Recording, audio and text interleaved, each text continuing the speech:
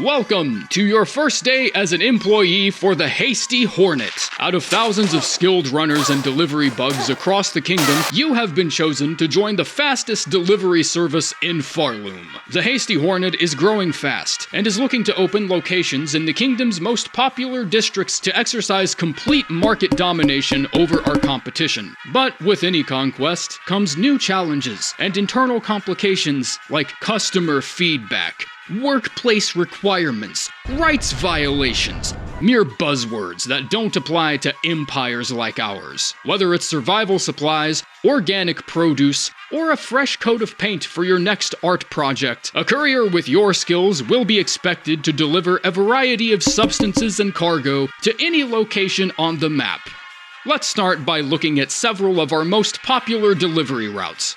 Number 8. Survivor's Camp. With the commencing of the third act, Flick the Fixer and the ragtag team of bone bottomers become boned and bottomed by the hentai virus you've unleashed into 𝐓𝐈𝐿𝐿. And so the twin pillbug couriers task you with what I think is intentionally the easiest and most ill-rewarded DoorDash quest the kingdom has in its entirety. Because if the trek for you is this easy, just flip that on its head and you suddenly realize, oh, the survivor camp in the Marrow is in such dire straits that they're this close to help and can't even reach out to receive it, which I think is exactly the vibe the story would shoot for during Act 3. It makes sense. You start by heading down into Bellheart's Bellway Station, and then take a right into where the Hermit lives. Don't rush or take any unnecessary damage from long falls, and you should be able to just breeze through the whole thing, so long as you don't have the patience of a wild animal. Once you've reached the bottom of the scene, unlatch the door from above and drop into the Marrow. Congratulations, this route is now almost over. From there, just head to where you first found the flea caravan before they relocated to Greymoor, and there you will find the survivor camp,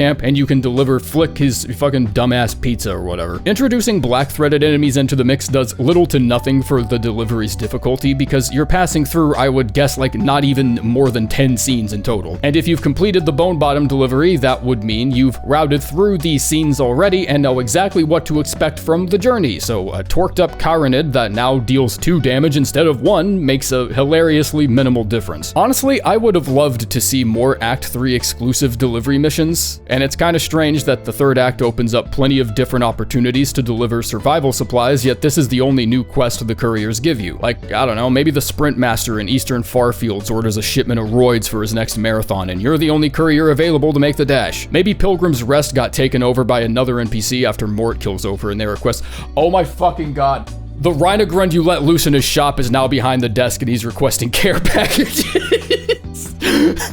I need to chill. Someone please mod this. Number 7. Bone Bottom. The least rewarding and, strangely enough, not even technically the easiest delivery. There are 2 popular routes for this route. 2 popular routes for this. Yeah, nice script writing, Rusty, dumbass. There's the Marrow route that has you traversing the undersection of Bellheart and popping out near the eastern end of the Marrow. And there's the Shellwood route, which has you darting straight through the entirety of Shellwood without any change in direction, and then plummeting carefully down 𝐓𝐈𝐿𝐿's chasm of death that'll land you exactly where you need to be. Just make sure you remember to stall your descent a little, not because taking unnecessary damage at this point isn't a flex or anything, but it's actually really easy to accidentally shoot yourself into the Moss Grotto below if you're not paying attention. There are also lots of little cages and platforms blocking your way down, so it's not like you can just mindlessly pick a spot drop and then hands-free that shit. Like, you gotta keep playing the game for at least a little bit longer. The second route is the passage through the Marrow, which is already a passage I've detailed how to get through, or basically like half of it at least. Just treat it like the Survivor's Camp delivery, but instead of heading deeper into the Marrow, you would just head straight left all the way past the Bell Shrine and then the Bell Beast Arena, and then I think you can find your way to and out of the Moss Home from there.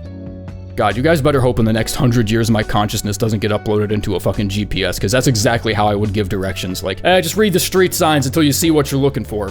What the fuck? Why is it not even hard? Just follow the signs, follow the directions. Number 6, Pilgrim's Rest. The routing here is thankfully very straightforward, as the only optimal route is straight into Greymoor, past the halfway home, and then back down the vent lift where you first discovered Greymoor by bursting through the floor. From there, just I don't know, just fucking go to Pilgrim's Rest, I guess. Jordans and energy drink are both optional, since you're not on a time limit, no natural decaying of the package or anything, and if it weren't for the final drop into the Farfields region where you have to gently parachute down to ensure you don't accidentally headbutt any of the opposition, I could have seen this one being a touch easier than even the Bone Bottom delivery. But if you're using the age-old strategy of wiping out the region's predators and clearing a lane for yourself beforehand, then that's not really going to be an issue. Come to think of it, there aren't really any platforming hazards down this path either, so the only thing you'd have to look out for is hard falling and losing a hit point that way. So yeah, if you're wondering why I'm not constantly bringing up or recommending that strategy to anyone, this is kind of why. Like, it sort of just minimizes the whole quest to the point of not even being fun,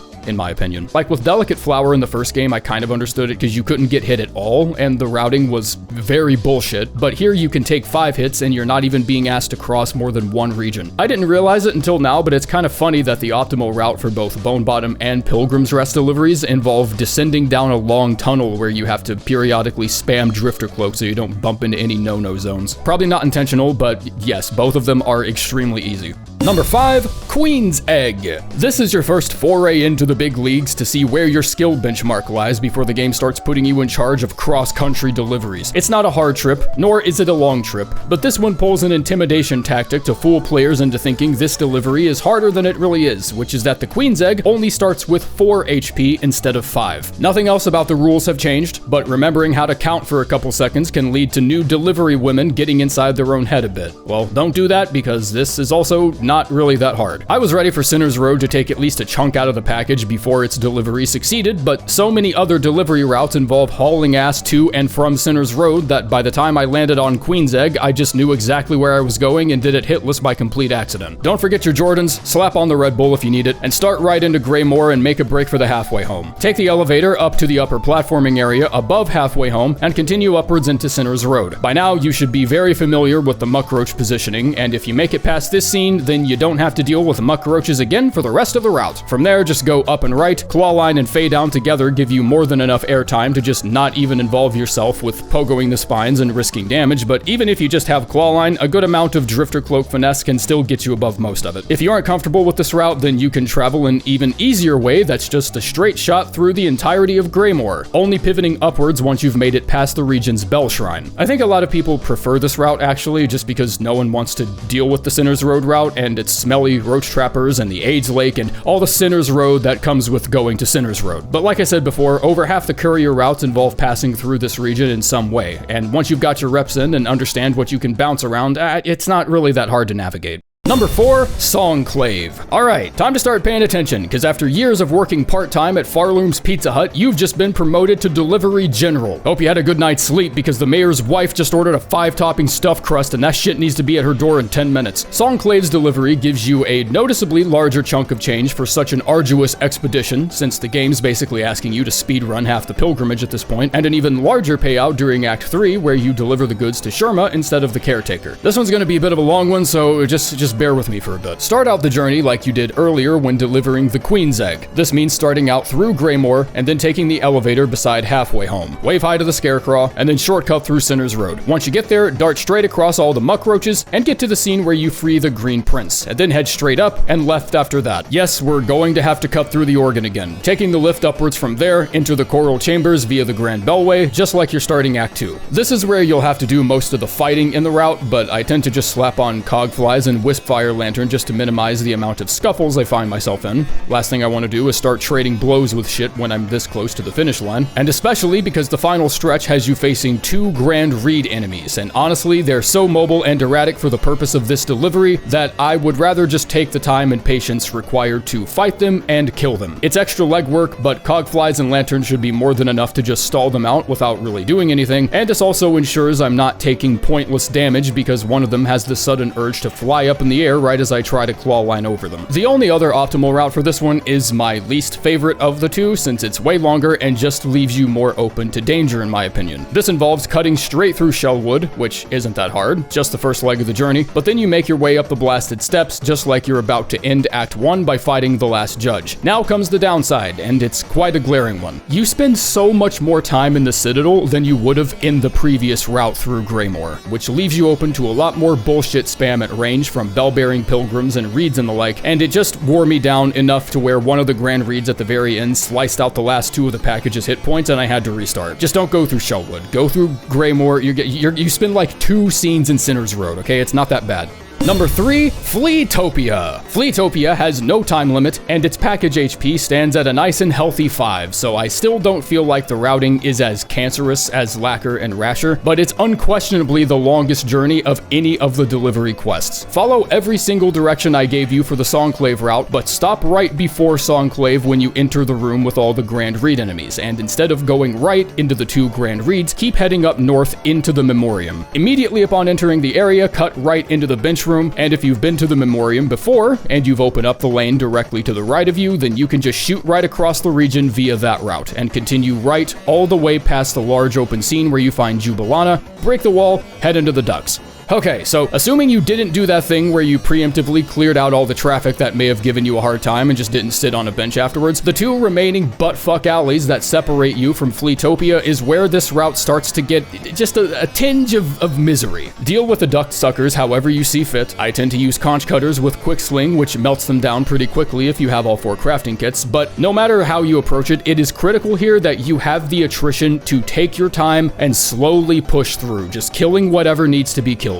Be careful and treat the environment with respect. Every time I've tried sprinting it down mid like I'm playing Pizza Tower, something bad always happens and I just lose the package in a really stupid and humiliating way. Like when I say buttfuck alley, there is no single letter out of place with that moniker. This is honestly the hardest part of the route, and if 75% of it wasn't already familiar because of the Songclave route, this could have been a contender for top spot. Number 2, the Courier's Rasher. This one doesn't get its own quest for some reason. Well, it's a delivery. It's an item that you deliver from one location to another. It gets a little icon on the left side of the screen, and I'm counting it. Like, that's already enough for me to throw it into the pile. 2 roads diverged in a yellow wood, and both of them are equally shitty. Neither route involves any detours or left turns at Albuquerque or anything. If you've done even one of the other delivery quests prior, you're going to be at least kind of familiar with what you're up against. There's the Shellwood route, and then there's the Greymoor route. If you're headed through Shellwood, then you're also headed through Blasted Steps, and if you're headed through Greymoor, Sinner's Road will also be a necessary destination. However, the EA patented surprise mechanics kick in when you realize there's a timer on your care package, and it decays a single point of health every 47 seconds. This is when you really start noticing just how frequently the package can take a hit without any help from enemies. Anytime you hard fall, sprint into a wall, or impact the ceiling via Silksong, the package you're carrying loses a point of health, and this is true for any package, but the Rasher delivery is just time sensitive enough for a leisurely pace to be a little uncomfortable, and it's this urgency that leads to you smacking concrete and carelessly knocking down the Rasher's HP. Like, this little lip of extra wall right after the Grand Bellway heading from the left is just something you're going to headbutt on your first attempt. Accept it, let it happen, and either continue if the package still has the stamina, or find a fat pilgrim to bounce your ass off of and GG go next. Head up and then left past where you get attacked by the Reed, take a shot of orange juice and haul ass through the long hallway, don't get hit by anything stupid. Up and then left again, you'll know you're in the right spot if you've entered a room with spikes on the floor and a choir flyer. Head up again past the switchable platform door and then go right. Whack your head on the door levers because you got too excited because you're almost done and forgot they were there, and then deliver it to Mergwyn and you're done. The 8 HP makes complete sense for the package because there's just so many careless ways to take damage, and there's a lot of additional things to pay attention to that really test your knowledge of the route you're running. I did this one first on my first playthrough.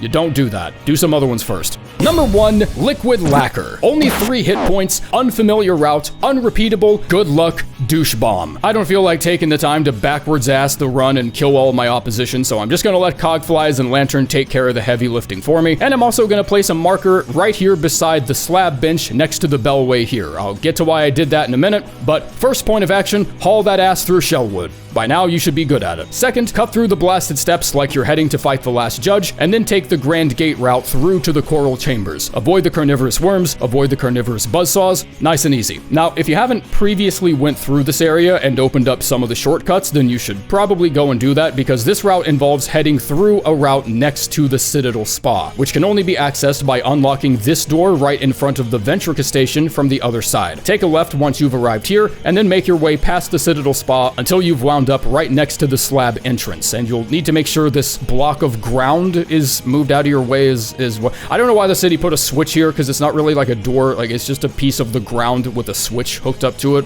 I guess when your higher ups are this shite at city planning, using religion to farm rosaries from your citizens is one of those things you just gotta do. I don't know. Anyways, head through the slab down to the Beltway station, and now it's time to explain why I put this marker here, because you are going to want to rest at this bench, take cogflies and lantern, throw them in the trash, because having them on in Mount Fae will assassinate the entire climbing process and make you feel stupid as fuck while doing it.